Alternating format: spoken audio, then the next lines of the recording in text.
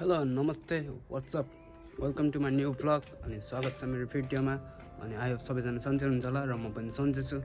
अनि आज मेरो छुट्टी थियो होइन, अनि दिउँसोभरि सुतेछु क्या म चाहिँ अब अनि दिउँसोभरि सुतेर लुगासुगा धोएँ अनि नुहाइधुवाइ गरेर भर्खर म निस्केँ क्या। अनि उठ्दाखेरि त कति 3-4 बजिरहेको थियो हो। अनि ठक्क अनि सागसब्जीहरू पनि थिएन हो। अनि मार्केट गएर आज फेरि बन्द रहेछ, एउटा मात्रै मार्केट खुल्ला थियो होइन, टोमी भने छेउको मार्केट। अनि त्यहाँ गएर यसो सागसब्जीहरू ल्याएँ। अनि अहिले भर्खर म निस्केको। अनि तपाईँहरू एउटा खबर दिनु म निस्किरहेको छु। अहिले पोल्यान्डको नयाँ न्युज सुनिरहेको थिएँ होइन, साथीहरूलाई कन्ट्याक्ट गर्दाखेरि साथीहरूले भनिरहेको थियो मलाई हो। अनि न्युज चाहिँ के रहेछ भन्दाखेरि अहिले पोल्यान्ड जानु बन्द भयो नि यार, लास्ट दुःखको कुरा भयो क्या। अनि जानु बन्द भयो भन्दा पनि कस्तो हुन्छ भने तपाईँ अब नेपालबाट एप्लाई गरिराख्नु भएको छ भने चाहिँ अब डाइरेक्ट त्यो पर्मिटहरू निकालेर अब एप्लाई हुन्छ होइन, त्यो त राम्रै हो होइन। जस्तै अब सपोज एक्जाम्पल अब मैले यहाँ क्रोसियामा छैन, क्रोसियाबाट मसँग कार्डहरू छ भने मैले एप्लाई गरेँ भने डाइरेक्ट रिजेक्ट हुन्छ क्या। त्यो चाहिँ अब कस्तो हुन्छ भने तपाईँको उयो के भन्छ पुलिस पर्मिटै निकालेर वर्क पर्मिट निकालेर कम्पनीबाट होइन, अनि मात्रै जानु पाएको। जस्तै अब एजेन्सीबाट होइन वर्क पर्मिट एप्लाई गरेर होइन, त्यहाँदेखि भिजा आउँछ, भिजा आएर डी टाइप भिजा आएर अनि मात्रै एप्लाई गरेर जानु पाइयो क्या। यत्तिकै चाहिँ जानु पाउँदैन क्या तपाईँहरू। जस्तै अब रोमानिया भयो होइन, माल्टा भयो, अनि पोर्चुगल, क्रोसिया होइन, धेरै सेन्जेन कन्ट्रीहरू छ नि त होइन। त्यो सेन्जेन कन्ट्रीको कार्डहरू टिआरसी कार्डहरू पाएर कतिजना जान्छ नि, अनि त्यसरी चाहिँ अहिले पाउँदैन। अब जस्तै अब कतिले त अब होइन एउटा कन्ट्री रोमानिया जान्छु, त्यस पछाडि टिआरसी कार्ड बनाउँछु अनि त्यसको माध्यममा म पोल्यान्ड जान्छु भन्छ नि, त्यो चाहिँ अब पाउँदैन। त्यो चाहिँ अब पुरै बन्दै भइसक्यो क्या। त्यो चाहिँ अब लास्टै गाह्रो छैन अहिले प्रोसेसहरू। अनि अहिले सेन्जेन कन्ट्रीहरूमा होइन नयाँ न्युजहरू निकाल्दैछ हो। अनि तपाईँहरू आयो भने होइन मजाले बुझेर आउनुहोस् होइन, त्यही भन्छु म चाहिँ हो। अनि जुनसुकै कन्ट्री गए पनि होइन, फर्स्ट अफ अल चाहिँ तपाईँहरू ल्याङ्ग्वेज सिक्नुहोस् है। म चाहिँ ल्याङ्ग्वेज भन्छु क्या, कामहरू भन्दा नि ल्याङ्ग्वेज हो क्या। काम त अब होइन अलिअलि अब त्यहाँबाट अब कन्ट्री ट्राई गरे पछाडि त काम त अब सिकिनै हालिन्छ होइन। काम नसिकिकन अब कन्ट्री त एप्लाई गरिँदैन, किनकि अब होइन विदेश भन्ने पछाडि त अब दुःखै हुन्छ नि त होइन। अनि त्योभन्दा अब काम सिकेर आउँछ नि त प्रायः जस्तो मान्छेहरूले होइन। अनि काम सिक्दा तपाईँहरू ल्याङ्ग्वेज पनि सिक्नुहोस् भन्छु म चाहिँ होइन। ल्याङ्ग्वेज सिकेर चाहिँ तपाईँहरू होइन धेरै राम्रो हुन्छ होइन, अलिक प्लस पोइन्टहरू हुन्छ हो। भाषाहरू सजिलो भए पछाडि जतै जे गर्दा पनि त, अनि तपाईँहरू अब कम्पनी चेन्ज गर्दा पनि भयो होइन। कम्पनी चेन्ज गरे पछाडि ल्याङ्ग्वेज आए पछाडि अब भाषा आउँछ यसलाई होइन, अलिक राम्रै काममा अलिक अगाडि नै हुन्छ नि त होइन। त्यही भएर चाहिँ ल्याङ्ग्वेज पनि इम्पोर्टेन्ट छ होइन। अनि यस्तै छ होइन विदेशी जिन्दगी, के गर्नु। अब पोल्यान्ड बन्द भएछ, अब बिस्तारै अब अरूतिर पनि बन्द हुन्छ जस्तो लाग्दैछ मलाई चाहिँ हो। हेरौँ लेट्स सी होइन के हुन्छ कसो हुन्छ होइन, हेर्दै जाऊँ होइन। अहिले फिलहाल म चाहिँ अब क्रोसियामा छ, अब काम हुँदैछ होइन, अलिअलि हल्लीचल्ली चल्दैछ। के गर्नु त्यस्तै त हो जिन्दगी, काम गर्नै पर्छ होइन। काम नगरिकन अब हुँदैन होइन, पैसा कहाँबाट आउँछ, काम गर्नै पऱ्यो नि त होइन। अनि अहिले चाहिँ म चाहिँ यसो मेरो घर छेउमै अब एउटा समुद्र छ नि त होइन, तपाईँले अर्को भिडियोमा देख्दै हुन्थ्यो होला होइन। अनि त्यतैतिर आएको छु मैले होइन।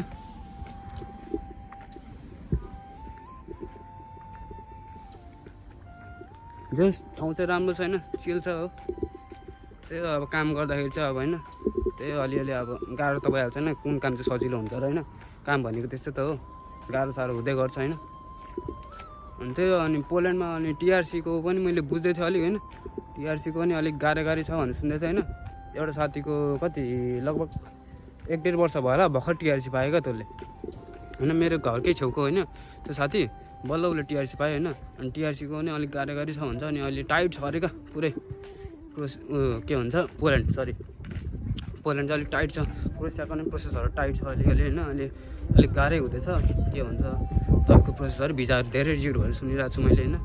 अनि त्यही होस्, तपाईँहरू आए पनि बुझेर आउनुहोस् होइन, राम्रोसँगले आउनुहोस्, त्यही भन्छु म चाहिँ हो। यस्तै छ, यहाँ चाहिँ प्लेग्राउन्डहरू छ होइन।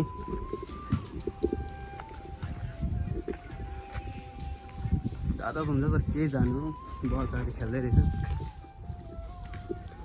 भलिबल फुटसलहरू होइन यता छ हो नाउँहरू होइन। जस राम्रो छ ठाउँ। म चाहिँ रुम आइपुगेँ होइन घुमघाम गरेर। अनि रात पनि परिसक्यो, 8:30 जस्तो भइसक्यो होइन। म रुम छिर्छु अनि कफी सफी बनाएर खानु पऱ्यो होइन, भात बसाइदिनु पऱ्यो, केटाहरूको लागि आयो रानुमती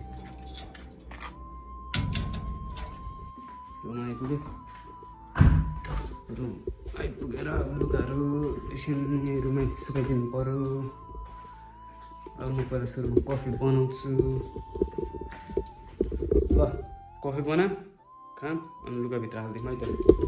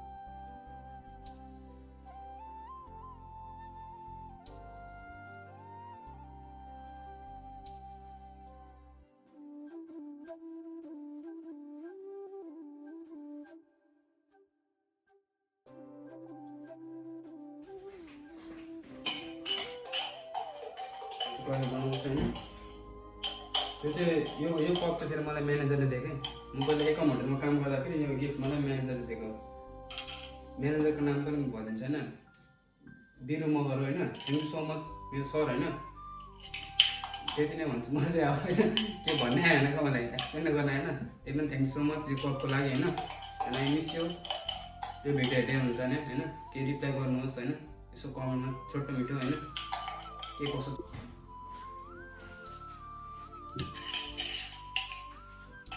अनि म एकम फ्यामिलीलाई चाहिँ साह्रै मिस गरिरहेको छु हो अनि होइन आई मिस यु होइन सबैजनालाई होइन सबैजना भिडियो हेर्दै हुन्छ भने प्लिज कमेन्ट गरिदिनुहोस् होइन के कसो हुँदैछ होइन सबैजना सन्चै हुन्छ होला आई होप होइन र म पनि यहाँ सन्चै छु होइन चल्दै होला नि त कामहरू राम्रै गेस्टहरू कतिको के आइरहेछ होइन आई होप सबै राम्रै होस् होइन आगामी दिन सबै राम्रै होस् होइन पछि पनि राम्रै होस् राम्रै चलोस् होइन त्यही भन्छु म चाहिँ होइन यहाँ पनि त्यस्तै छ होइन काम त कामै हो होइन गर्नै पर्छ के गर्नु दुःख सुख त्यस्तै हो होइन खानाहरू पनि बसिसकेँ हो यहाँ पाक्दैछ होइन अनि अहिले यो बनाएँ मैले हो यो अनि यहाँ मासु छ हल्का ब्रेड टोस्ट गरेँ होइन अनि मासु पनि छ हो होइन अनि यो म अब खान्छु हो भात पाक्दैछ अनि सब्जी अहिले एकछिनमा केटाहरू पनि आइपुग्ने बेला भयो अनि केटाहरूले के बनाउँछ होइन अनि उनीहरूसँगै अब बनाउने होइन ल आजको ब्लग यहीँ इन हुँदैछ होइन सबैजनाले